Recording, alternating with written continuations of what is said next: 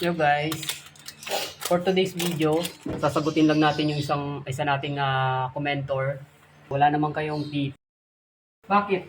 Yung totoong pagmamahal ba nakikita sa sandata nyo? Yun na ba yung pinagmamalaki nyo? Karamihan nga sa inyo. Karamihan nga sa mga may ng pamilya. Iniiwan ang anak dahil sa ibang babae. Hindi nagsusupport.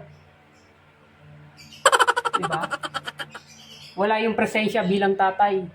Kasi nandun sa ibang babae. Hindi basihan yan mga insan, hindi basihan dyan. Kayo nga, may junjun naman kayo. Oo nga, may junjun kayo. Junjun nga kayo, iniwan nyo naman yung anak nyo. Sumama kayo sa ibang babae, pinagpalit nyo. Oo, nandun na tayo sa... Oo, kailangan natin maging masaya. Doon yung pakikipaghiwalay sa asawa, sige, nandun na tayo. Given na yun, kasi hindi ka na masaya eh.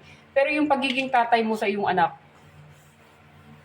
pagiging tatay mo sa anak mo, hindi yun maghihinto. Kahit maghiwalay kayo ng asawa mo, pwede kang maging ama sa anak mo. Ha? Kaya yung, ikalma mo yan junjun mo kung hindi mo kayang, kung hindi mo kayang magpakaama, ikalma mo yan. Tapos sasabihin mo, wala kaming junjun. Peace!